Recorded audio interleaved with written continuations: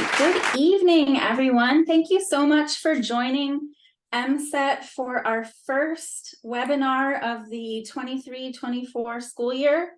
We are so excited to have you here. We have two awesome presenters tonight. MSET's own Vice President, Chantel Breen, and we also have Casey. I should have asked you how to pronounce your last name It's before. okay. Markolinsky-Homishak. It's a lot. All right, excellent. They're both from Baltimore County Public Schools, and they're going to be talking about Desmos tonight, which I'm learning a little bit more about myself. It's an amazing tool, and it's not just for math. To not delay the presentation anymore, Chantel, Casey, I'm going to turn it over to you. Hello, everybody. My name is Chantel Breen. I am a teacher in the virtual learning program for Baltimore County. I teach math. My name is Casey Markolinsky-Homishak, and I am the Social Studies Department Chair for the virtual learning program, also in Baltimore County. So together we are going to share with you Desmos. All right. So the learning objectives, what we're going to take a look at during this 1 hour session, it's packed and we've got a lot of fun planned for you. We're going to take a quick look at what is Desmos, just an overview of the program. We're going to dive into why we use Desmos, how it can be used to help engage our learners, and taking it beyond like paper and pencil and just starting to think innovative, like how can we be more innovative with our work. We're going to talk a little bit about feedback and assessment and how teachers can use it to really provide supports for students and monitor them. And then we are going to explore Desmos and take a look at how it can be used beyond the math classroom. So many people think of Desmos and they think of it as a math program, but it's so much more than that. So to start with, at its base level, Desmos is a free learning platform. It's completely free. You don't have to pay for any extra features. And it's like Chantel was saying, it's pretty fantastic. So it is set up so that students can access with a code, and you can create classes in there. We'll show you all of that tonight.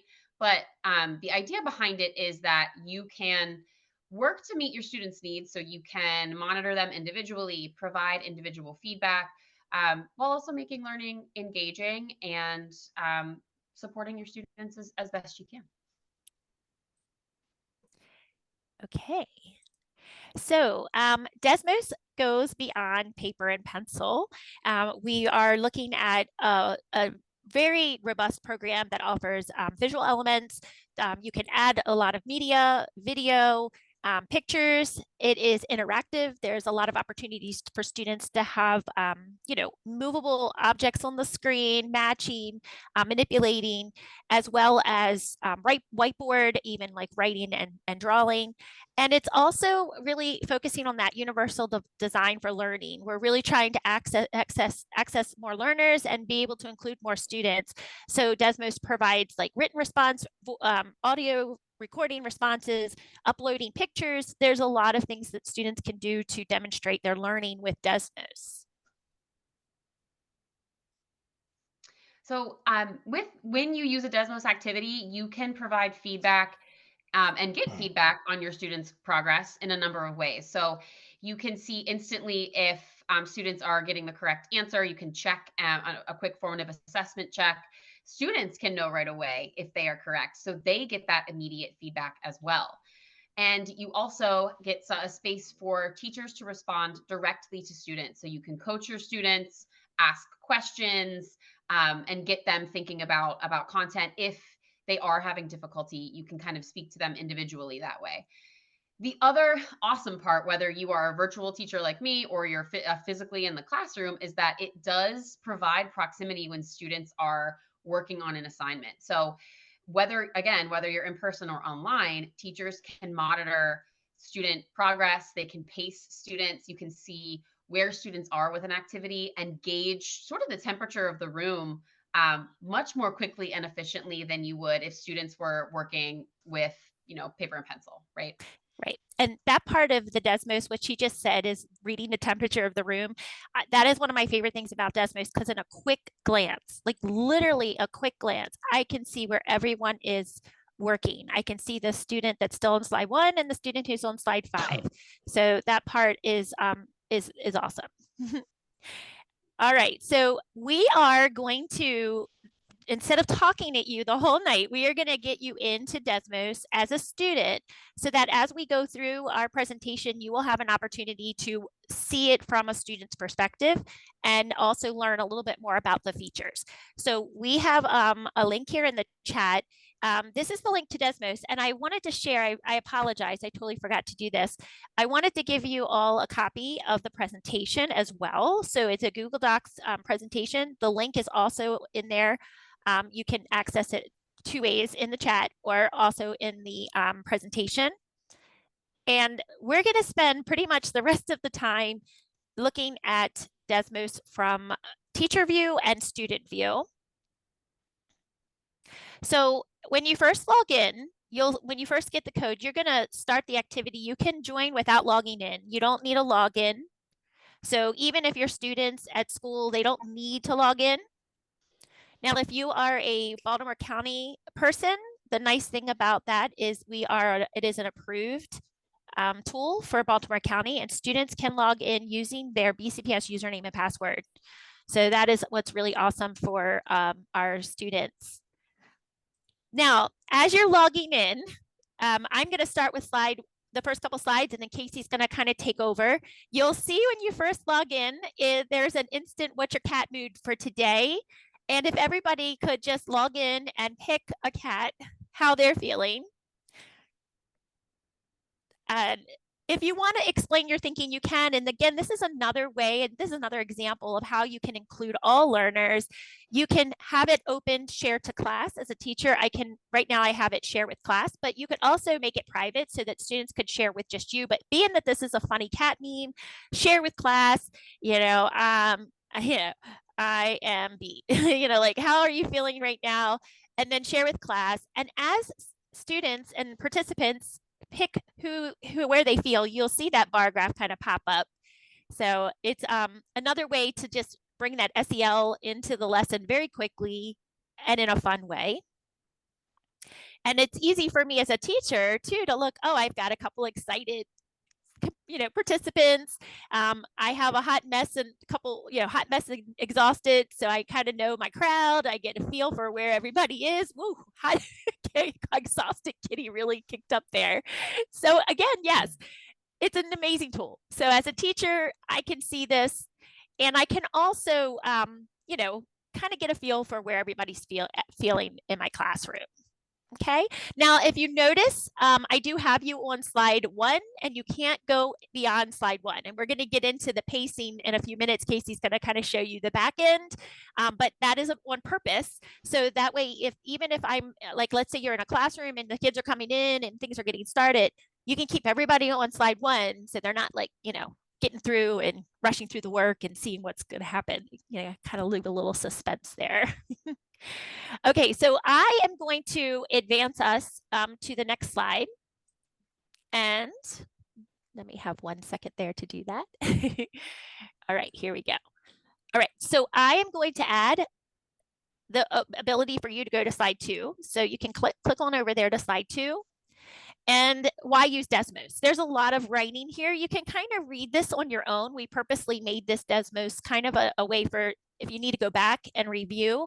But Desmos allows a lot of opportunities for students to take notes, do free response, math responses, multiple choice, checkboxes, matching, ordered lists, graphs, sketch, media, tables. There's so many awesome things that Desmos can do in your presentation, as opposed to like a PowerPoint or even a Google slide. So you don't have to do this, but this is another example. You could select some things that you feel like as a teacher, oh my gosh, I love the notes, oh, I'm all about graphs. Oh, I really like the media. I love the sketch. So as you click, it's kind of neat because as a teacher, I can see who's clicking what, which is another really cool feature of Desmos. Again, Casey's going to get more into the back end in a minute, but this is just an example of what your students can do. We do have a link to Desmos directly if you want to read more about the program on your own time. All right, so the next slide, 3, is another example of interactive Desmos. So the two main features, I would say like the big main features that all students can use, all teachers can use in all classes, is the sketch option and the note option. So here's the sketch pad, and the students have access to free draw, line tools, text tools, math, eraser, different colors, sizes of pens. And what's really nice about the sketch pad is that teachers can upload a picture or an image. So you can put the background of something that you need. It could be one of your assignments or an activity, and students can write. And then the response pad is awesome because teachers or students can upload pictures, they can use the audio, and then they can use the math tool. So again, very diverse, and also really looking for getting all access. Like, students can really participate here. Okay, we have slide 4, so you can pop on over to slide 4, and these are just kind of try it. So, you can play around and doodle, you can type in, some ways you could use it if you would like. Okay, slide 4 is really awesome. This is just another example of the way you can use Desmos. So this is just a whiteboard. Students can have the option to use lined paper. So if they're working on a writing activity, they can use the text box and the lines. They might opt to do a graph activity. And I love this button where it says calculator straight up, because kids always say, where's that calculator? They seem to forget that it's like right there. Students can do full screen. So like if they need the screen bigger, but this is just, again, another example of the tools that can be used. All right, slide 5. Casey, you're up. All right. So if you're thinking all of that is math stuff and I'm not a math teacher, neither am I. And you're going to see some great tools, because I was very scared of Desmos for a long time because I am not a math teacher in any way. But it was kind of eye-opening for me to play around with it from a social studies perspective. So anyway, we mentioned before that it is a great tool for monitoring student engagement. You can monitor students live, pace them, and kind of get instant feedback on how your students are doing. So on the back end, your students are able to see what Chantel had previously shared. So that was the student view. That's what they see. The teacher end looks like this. So every single student who joins your class will, we'll get into anonymize or not, but right now we're all listed there, and you can see all of those dots on each of the slides represent work that students have completed on a slide. So for example, you can see which students, if you start with the SEL activity on slide 1, you can see which students gave you feedback, and you can see the breakdown of which students said they were exhausted, which students said they were excited, all of that, right? So you can get a feel for who might need some more support that day, and who you might want to check in on, for example. The other cool part of this is that you have the anonymize feature. So right now, Chantel has it set up to be anonymized. So as students join, they're given a famous mathematician, scientist, I believe. I'm Mariel Vasquez, who I had to Google when I got her name. Anyway, she's a mathematician. But so it'll anonymize them. You don't have to have the anonymous feature on. So for example, most days when I use a Desmos, I don't always share student work. Like, they wouldn't see this side at all. This side is for me to monitor and to track progress and to assess their learning. So if you turn off the anonymize feature, you would see the names that they entered coming into the room, which gives you the ability to gauge, how your students are doing. So they're not always anonymous to you. You'll be able to see who they are.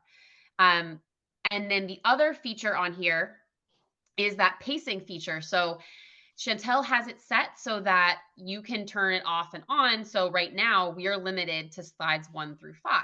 As students, we can't go past that slide. So you can pace your students through a lesson, which is really nice if you're chunking material to provide some kind of like executive functioning work for students, to say, okay, you have 10 minutes to work on this slide, go ahead and get started. And you can immediately see their progress.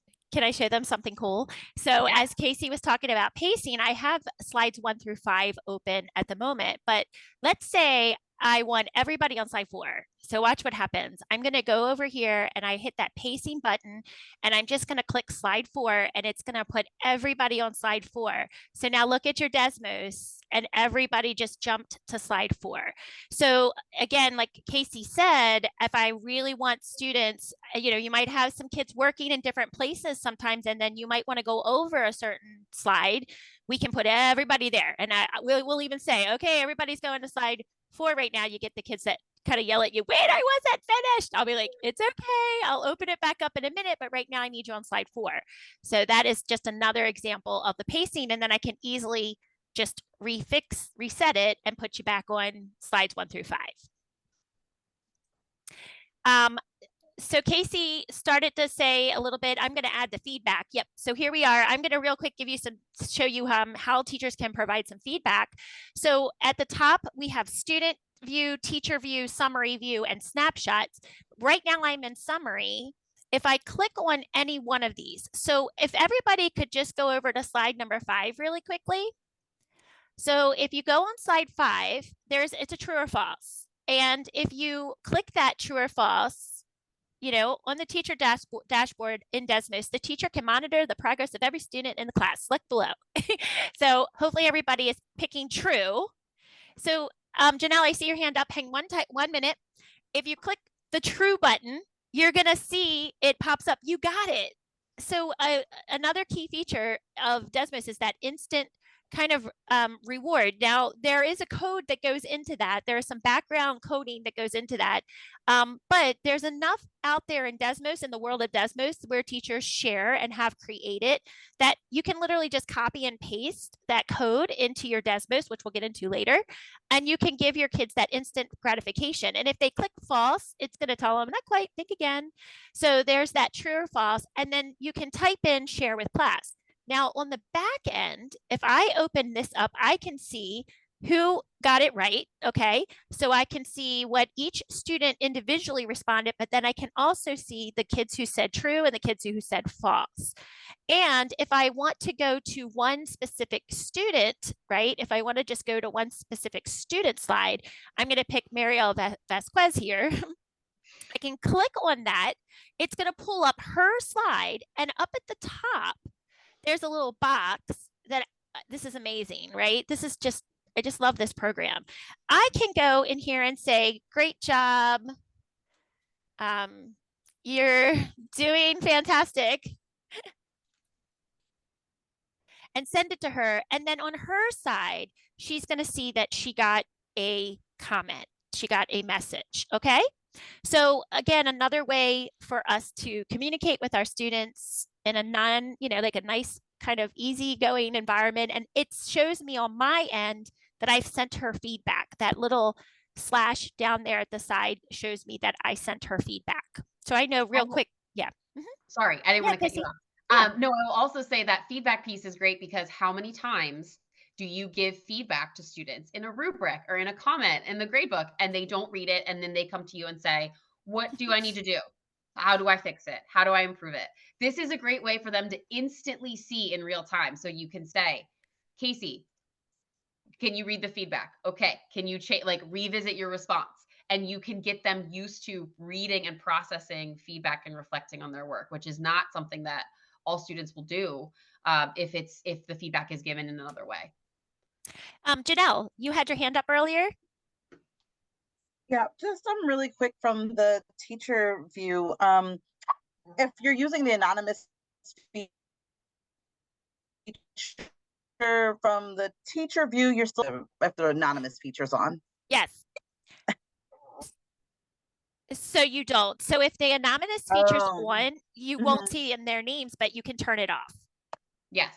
So like everyone that's in the room right now, if I click that purple button, how everybody's names are here. Oh, got it. Okay, so that's what I was wondering. Okay. Yep. So the anonymous is really, I use the anonymous. This is just me, honestly. I have really good relationships with my students. So a lot of times when I teach 8th grade and I teach 8th grade math in the first period. So everybody's half asleep.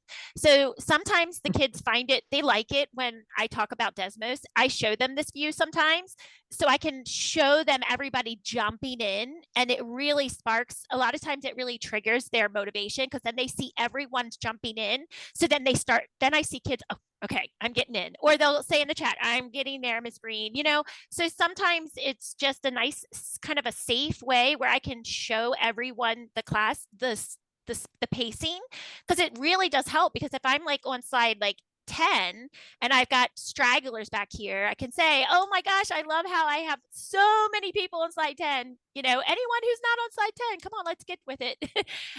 It's also like, it's nice to, I teach high school, and sometimes students are not super comfortable with having their name. Like if you see an excellent response, or like someone really annotated a source well and you want to use it as a model or an example, sometimes students don't really want their name out there.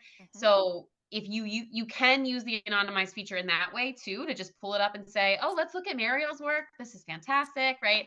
But yeah, I don't always use the anonymized feature. In fact, most days I probably don't. But sometimes I do.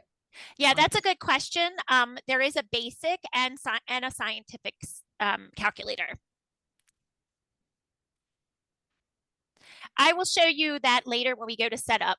So towards the end of the presentation, I'll show you how to set up an activity and where that option is. Okay, so now we're going to actually have some fun and get into doing a few examples of some slides. I am taking over math and science, and then Casey will do the humanities,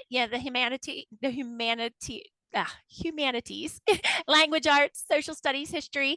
And I am going to go ahead and just open up. So this would be an example as a teacher where I would say, I'm going to allow my students to just explore the math and the science slides. So I'm going to let everybody go all the way up through slide 14. And then you now can take, and as a student can go through and check out some examples of Desmos for science and math. So we pulled a lot of these resources together. Some were our own resources. Some were teachers that we know who created some. Some of them are free. That's another thing that's wonderful about Desmos is it's a community of learners and they share everything, like everything. And it's just so nice. And you can copy any activity that someone has already made and you can edit it to meet the needs of your particular class. So the first one is just a balance scale for a basic equation. Students can type in 3 plus 5 and it shows them right away. And this has a submit and explain. So as a teacher, I can see that they're not only just solving, but how do they know that this is a balanced equation? Another really great example is just the instant gratification. My students absolutely love this. So if they know that 7 times 7 is 49, there's a sketch pad down here. So if they don't know 7 times 7 is 49 and they need to work out that equation, they can do that. And then once they find the answer and they type it in, you guys can do it too. You'll see it's super awesome. They get fireworks. So again, really cool. And just to flip back to the teacher view, as you all are working, I can see where everyone is. Most people are on slide 8. Some people are on slide 13, Now, I will show you, this is kind of cool. If by chance you don't get something right, like, how that instant gratification and it doesn't show you that you're right, it will come up and show X's. So wrong. So I know the sort on slide 13 is the moon phases, and I always get them messed up. And, as a teacher, I can see a couple people are playing around with the sort, and maybe they left that slide and either didn't finish or they didn't do the sort correctly. So what I can do is I can easily click on that slide. So I can click on it, and it's showing me that they went to that slide, but then they left, right? So the X came up because they went to that slide, but they didn't finish the sort. So as a teacher, I can pick any random person and just kind of check on and see how they're doing, you know? So I can be like, oh, they looked at this slide. Here's a good one. Tasha Innes has a check mark here. So as a teacher, I can see that student did this slide and got the answers correct instantly, like as they're working. So the dots mean they're on that slide. The dots mean they've gone to that slide. The blue means they're on that slide. And then the check mark means they got that one right. Okay. So you can kind of flip through. There's a few. The combining like terms one is my absolute favorite. Again, it's a math one, but it's still kind of cool because the kids have a hard time with sorting variables. So they can add up 1, 2, 3, 4, 5, 6 X's. So I have 6 X's. I have 3 Y's. And then I have 1, 2, 3, 4, 5 Z's. And then once they hit that in there, they hit submit. And then the program just sort of simulates and creates this really awesome, you know, instant gratification checking slide. Some of these are actually created by Desmos too, so it's pretty cool. All right, so science. Oh, the polypad, real quick. I'm going to show you the polypad for anybody who's a math nerd like me. Amazing, amazing. I'm using this right now for geometry because the utensils, we have a compass, a protractor, a ruler, a set triangle. There's all the tiles in here for those of you like elementary teachers, polygons and shapes. They can drag and drop. There's the tools down at the bottom. I mean, this is just, there's fractions down in here. They have fraction bars, numbers, number tiles, number cards. It's just, I have actually for my geometry students, I have a Desmos just set up of slides of the pad so they can just go through and just practice making constructions. So it's super cool. Okay, Yeah. science is fun. There's a couple science things. I even told you if you forgot how to do scientific notation, the first answer is 1.24 times 10 to the negative 4. And if students are doing math or science, what's really nice is automatically there's that keypad. So if they need to type in like math keys, they can click that keypad and it opens up the math functions for them instantly. And then this is an example of a write on the screen. So like if they want to draw the moon phases, this is one of this where we uploaded a picture to that whiteboard. And that's the only thing that's on that slide is just a whiteboard. So with the moon, you know, the moon phases, they can write in. And then this is the matching. Now, if you're good at the moon phases, which I have to admit, I'm not the best, you can see at the top, it says you have 0 out of 16 cards correct. This is coded so that it will tell them when they are done, you have X number of cards correct. So if they sort them all and they've got 5 out of place or 4 out of place, it'll say, you know, you have 11 out of 16 cards correct. So then they can go back and say something's wrong. And when they have it all right, it'll work out that they have it all right for them. They'll have it all right. This is just one more example. It's a Punnett square with probability where they have a draw tool on the background here so they can write, they can actually do the work with dominant and recessive traits.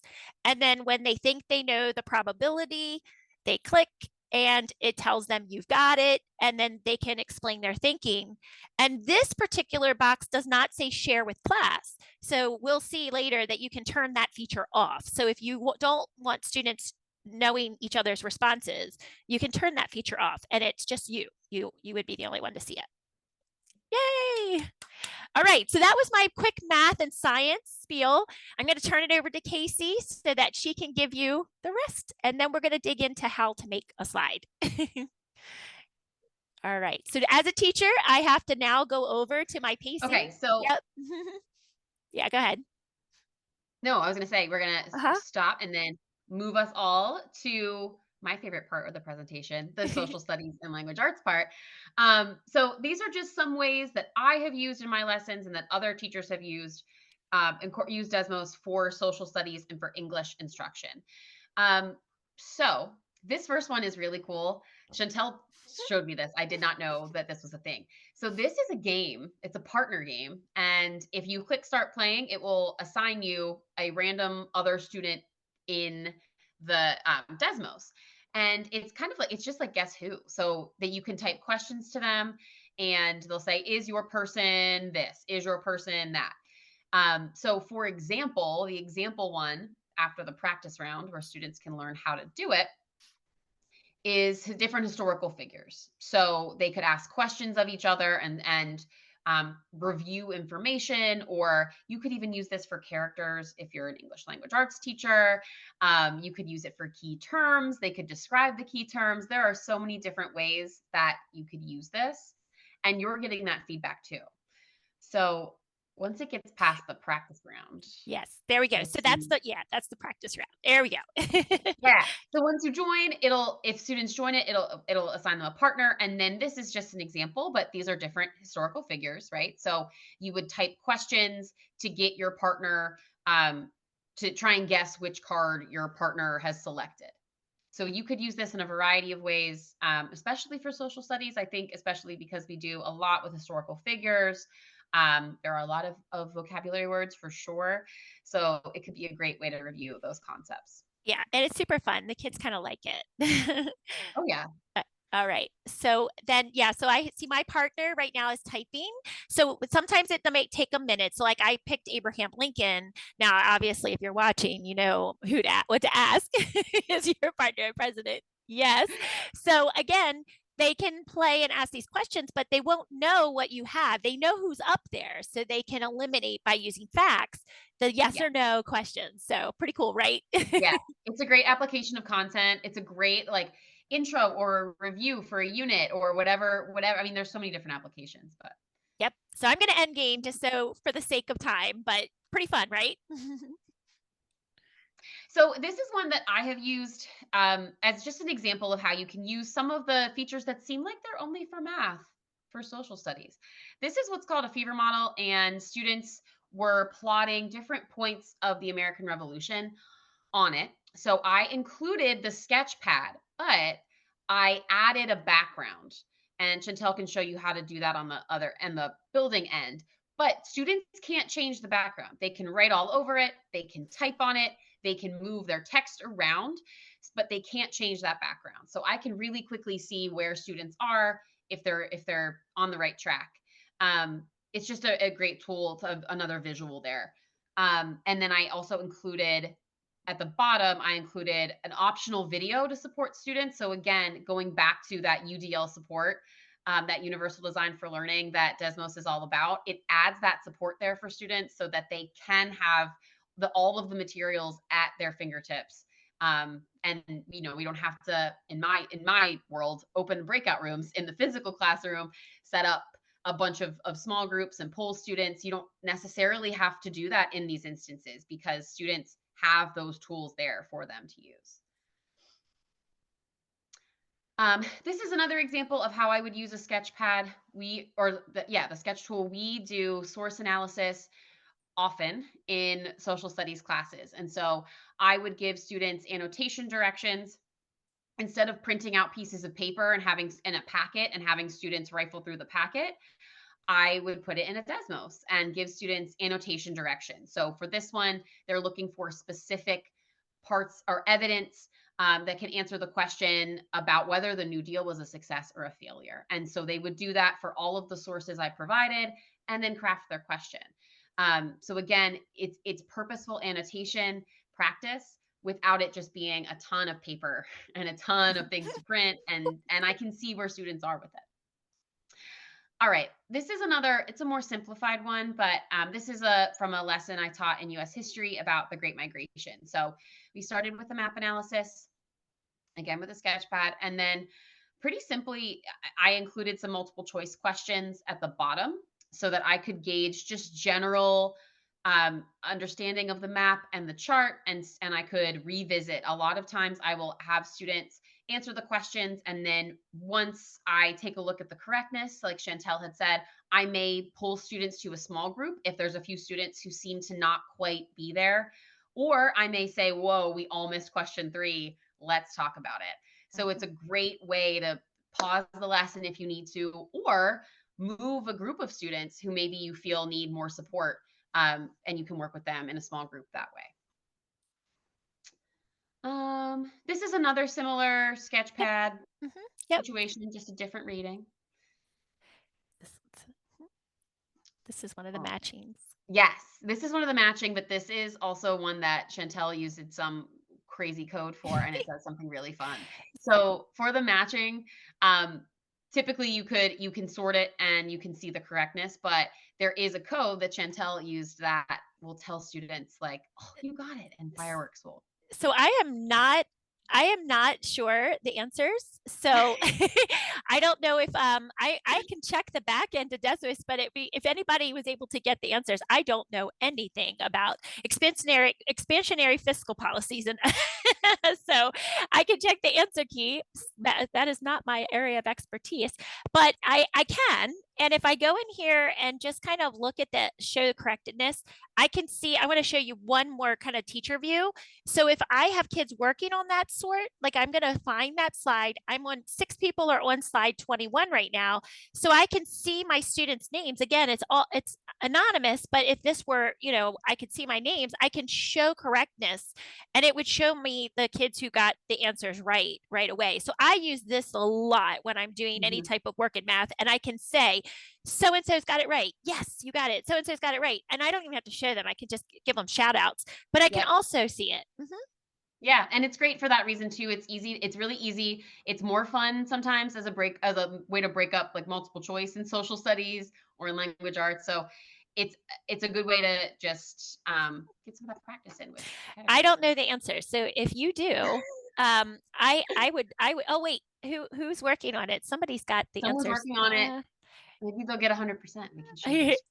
It's a pop quiz. It is a pop quiz. So when they're all sorted correctly, which this is a hard one to do, it would have this whole direction up here will change to yes, you got it. Like you got it. It's another one of those just instant gratifications.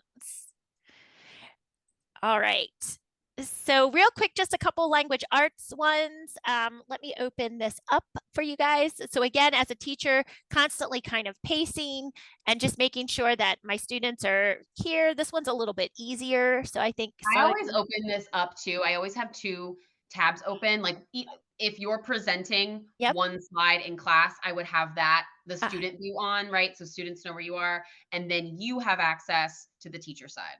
So that you can see that. It's always helpful to have 2 because tabbing between and yeah, so I would keep usually on my left monitor, I keep the student view or the teacher view, and then the presenter screen, I'm doing the student view. Okay, so taking a look at some English examples here.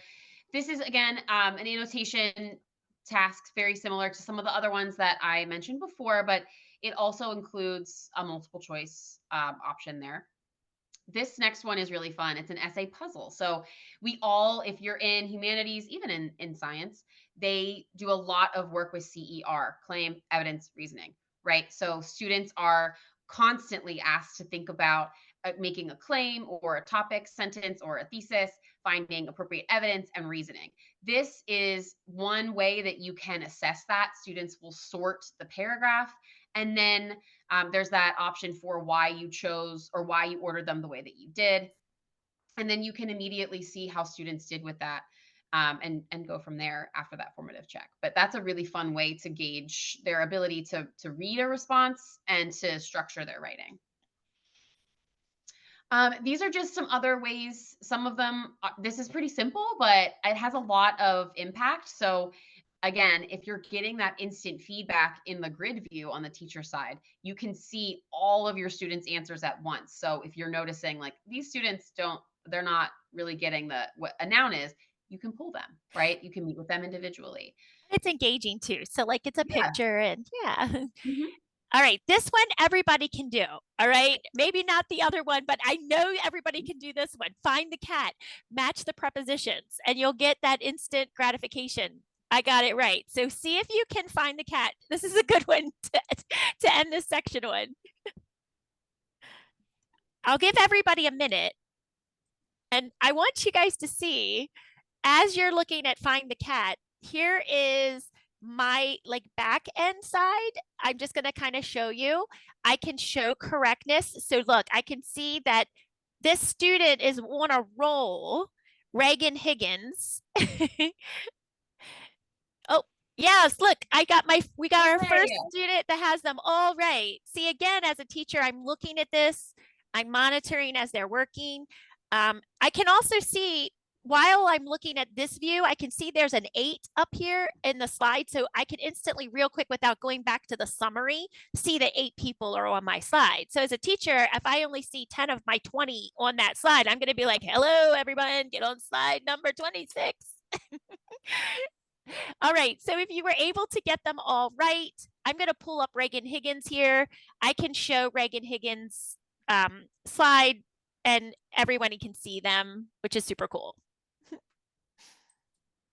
That's another reason why, like Casey said, she has high school, you know, you might want to share students' success and they might not want to know, you know, I teach middle school. My kids are usually like, call on me, call on me. Yeah, my students for the most part don't care, but I have had students who are like, please don't show my name, please. And so, you know, that's what the anonymized feature is for. Yeah, now I forgot about this. I forgot that I put a chart in here. So instead of it telling you right on the slide, you have to go to slide number 27 and hit try it.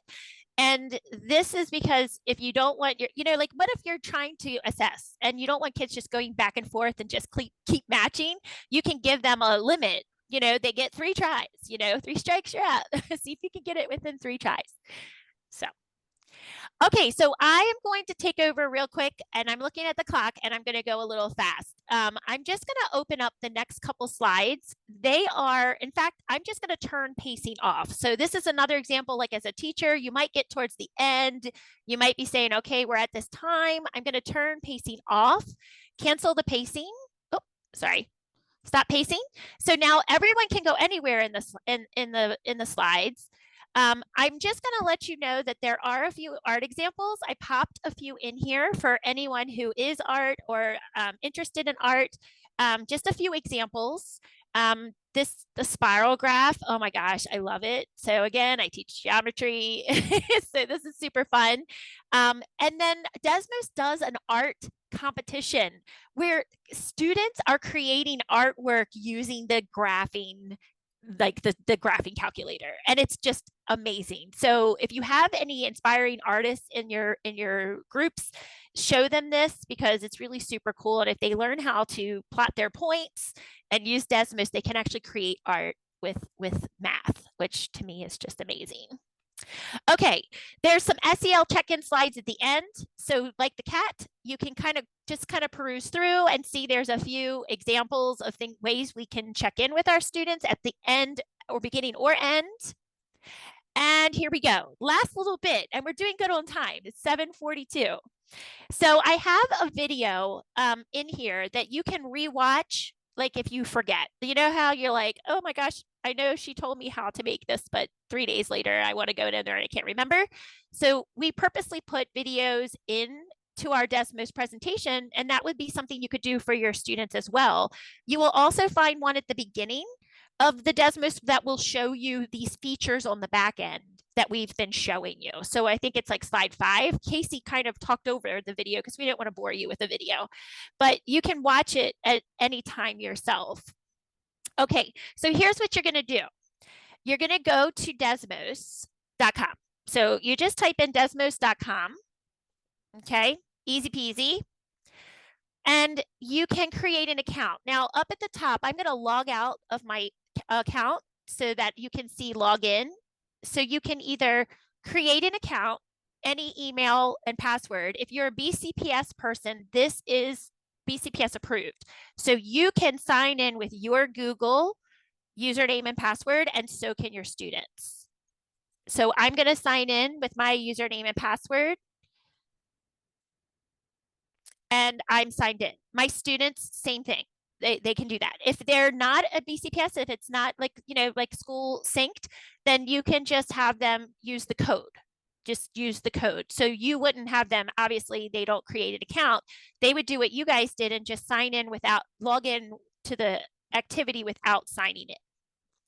Okay, so I'm going to go to Teacher Home. And when you log into Teacher Home, you'll see this is the landing screen. On the sidebar, the left sidebar, you're going to see Custom Activities. So you click Custom Activities. And then when you're in there, you'll see I have a lot going on here, but you'll go up to where it says create new activity. Create new activity.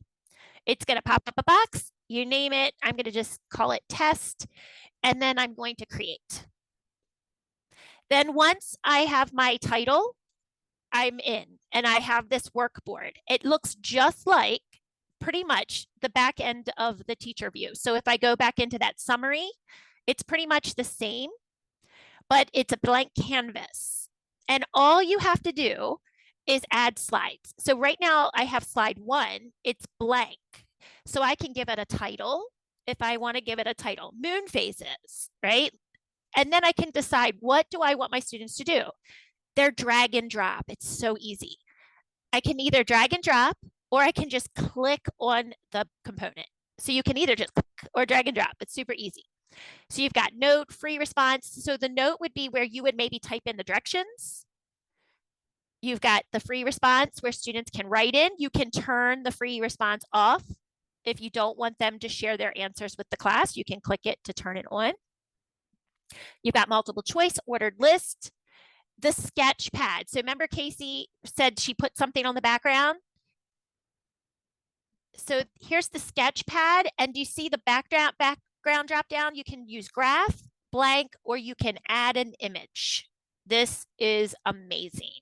You can snip anything you want and pop that in there and upload it.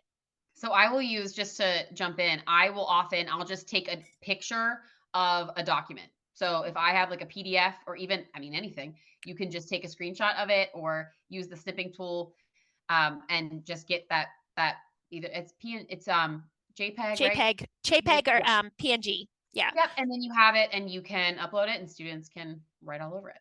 Yeah. And it's awesome, right? Because they have to label something. And you're in the virtual, especially with our virtual teachers, it's great because then they can just go right in there and label. The other option, if you don't want them to write on the back and you want to put media in there, is you can add media and then you can choose the file to upload, and you can upload a file of your own, okay? Video or image, okay? So, and then just to show you, just real quick, I'm going to delete these components. You can delete very easily by going up here and deleting. You can also see at the bottom that there is the card sort option. So the card sort, you can add all, your pictures. You can add math, text, images, graphs. The answer key, you can set it so that the answer key, like you set the answer key, so that way when they're going through, you can see the correctness when they're working. And then the polygraph is down there. So you can see the polypad and the polygraph. So you can add those. They have to be on the slide by themselves because they're special. So like polygraph is just the polygraph. And the polygraph is the person where you yes or no game. Okay, so there's lots of things here, and you can just add slides, keep adding, and you can slide them around very easily. Now, I'm going to show you one last thing, and this is just real quick Desmos like level up. Okay, so I'm just going to be 100% honest with you. When I first learned how to use Desmos, I was very basic. Even Casey and I, she even said, "Oh my gosh, Chantel, you taught me so much." I do a lot of YouTubing because I've just learned that YouTube has the answers to everything. Desmos actually has a YouTube channel. I put that in our resources. It's on the last page. You can watch their videos and they will show you how to do some of this. I even told my students the first year I used Desmos that, oh my gosh, the coding I learned, I was so proud of myself because I learned how to code something to be self-correcting by myself. And I was bragging to my students about it and how persistent I was and how I used YouTube to help me. So all you have to do, and I am more than willing to share. I told Casey too, I've got templates that I've saved. So I copy and paste the template so that way I don't have to reinvent the wheel. But what it does is when you're adding, let's say a multiple choice. Okay, so I add a multiple choice and I have to add a note above it. So the note is basically the code. So there's a computation layer. So it looks like a HTML button. if you click it, it opens up. It's basically like HTML, but it's computation layer. So it's kind of like HTML, but not really. And there are codes that you can put in here that will tell the function what to do, that will tell the slide what to do. And again, I'm probably like, on the scale of 1 to 10, I'm probably like a 5 when it comes to Desmos. I aspire to learn how to write the code, and I'll get there. But for right now, I use what's already created. And guys, look, I'm telling you, I have found so many cool things where teachers literally have just set up like shortcuts. Like here's a Desmos full of just shortcuts that you're more than welcome to copy and paste. So it's very user friendly and very communicative. Like there's even a Facebook group for Desmos where people share their activities and things they've created. I think, Casey, I think you're up. Yeah. So, Sun had a really good question in the chat about. Oh, sorry. Yeah. No, you're fine. There was just it was a really great question. When you share it with other teachers, can you force them to make a copy of the presentation? That's a great question. Okay, sharing real quick. I'll do that. I'm going to share this assignment. I'm going to share this with everybody, this activity that we created for the Desmos. Okay, so what you're going to do when you want to share something, I'm going to go back out. So we created this MSET Desmos, not just for math. You can see it at a glance. So this is what you would see as a teacher. If you found an activity you liked, you can preview it. So you can go through and just say, I like this, I don't like that. So watch, if you go up to the sidebar up here, you can click copy and edit. That's the only way any one of you can edit my assignment. The only way is to copy and edit. You can also share the activity and they can use it as is. So like if I make something for my team and I want my team to use this exact Desmos, I can share it with them and they can assign it to their classes as is, or they can copy and edit. So I'm going to go ahead and share this with you guys. Let's see, I'm going to share this activity. And if anybody in the room already has an account set up, click that. And it should open this page, what you see here on the screen. And up at the top, there's dots. It should say copy and edit. And then you are more than welcome to have and use anything in that Desmos. Yeah, and you can when you go into the Desmos to edit it, you can copy, Control-C, Control-V, copy, paste the slides into another Desmos. It's amazing. Oh yeah. You can take the fun stuff that Chantel did with the codes with the and you can just take your own. Yes, right. Content. Yeah, that's right. I totally forgot that, Casey. So let's find that one with the fireworks, right? So do you see how I have this cool slide? So let's say you're out there and you're like, oh, this is awesome. I really like this. You can copy and use this slide. And let's say I'm a math teacher and I know that this is the equation 7x equals 49, but let's say I have a different equation and the answer is 5. I can go into the computation layer and just change the 7 to a 5. So once it's already set up for me, you see the code is already in here. I don't have to change any of this because it's coded to say when this answer is 7, set off the fireworks. I can change that to 5. So again, some of this is already kind of like I've been using some people's codes already just to kind of manipulate it and make it for myself. But even like the matching, if I want to go into the matching, do you see the computation layer? It's like lit up green. You can tell that there's a code when it's lit up green. You can click it and then you can just copy and paste this whole entire thing and paste it into your sort. The key is you just have to make sure you let it know what sort it's working with. So like sort 20, that is what I named my sort. So sort 20. You can name it anything, sort 1, sort 2. But as long as they match, they talk to each other. Brandy, can you use Desmos asynchronously? Absolutely. Like you could.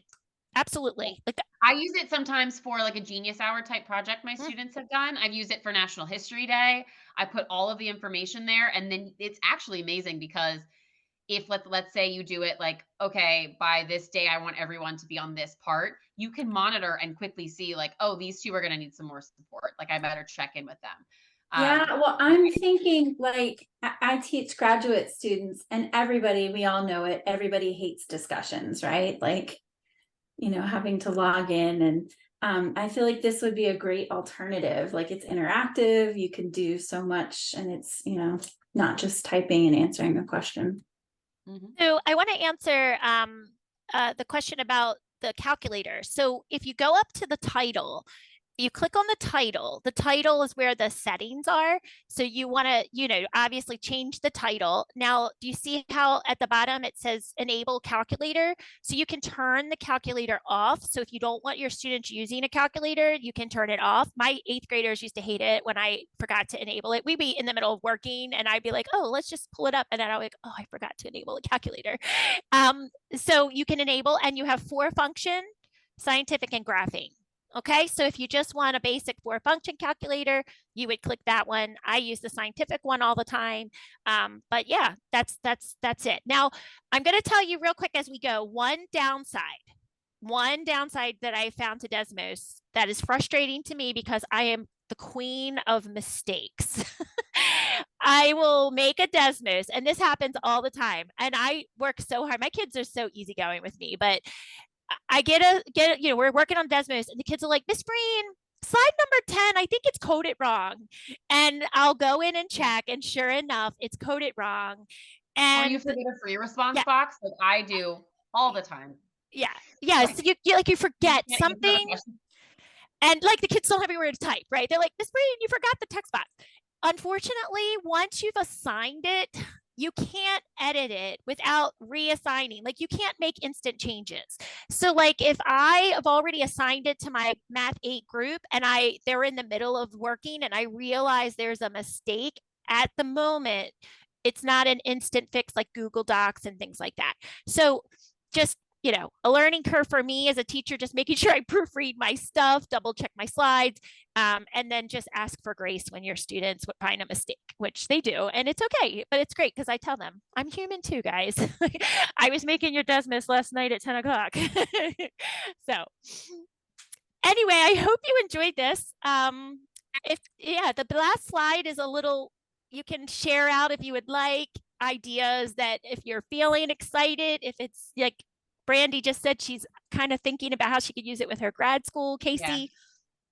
Yeah. And start small. I would say there are so many great things, but even if you just start like, okay, today I'm going to have a reading and a video and a multiple choice in Desmos. And that's great. And then you'll start to use it and get more comfortable. You don't need to, I am super excited to try some of the cool slides, but you don't need to start with that. It's engaging on its own, and it still is giving you that solid feedback for students that we all love to have as educators.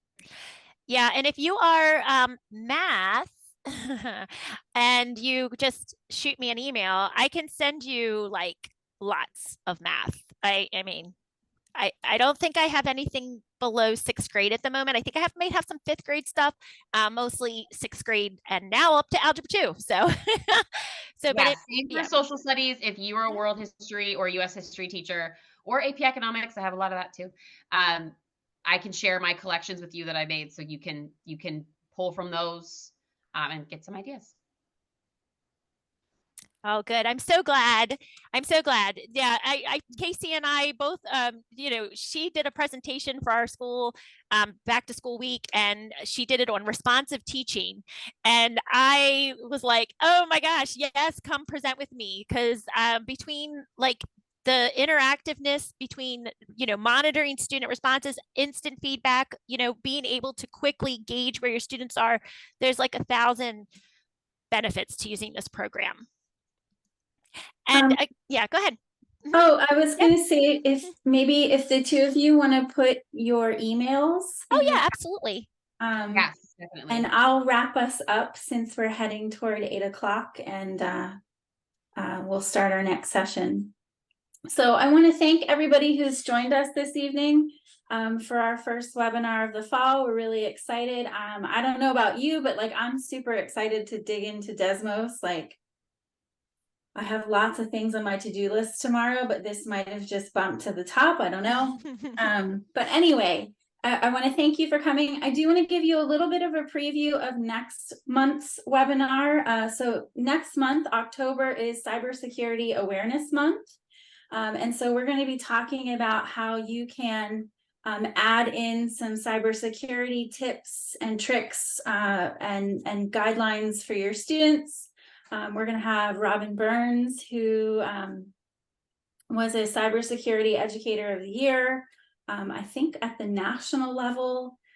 She has worked in Charles County, and now she is in Carroll County.